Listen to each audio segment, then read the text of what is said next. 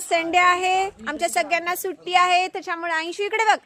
आयशू, मी आणि त्याचे बाबा आम्ही कुठं जातोय? पिक्चर. कोणता? धुरंधर. कुठं चाललो आपण? पुसदला. आमच्या गावामध्ये टॉकीज नाही, त्याच्यामुळे आम्ही चाललोय पुसदला. हुहू.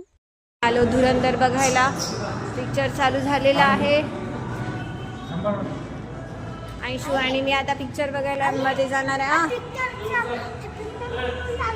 चालू झाला.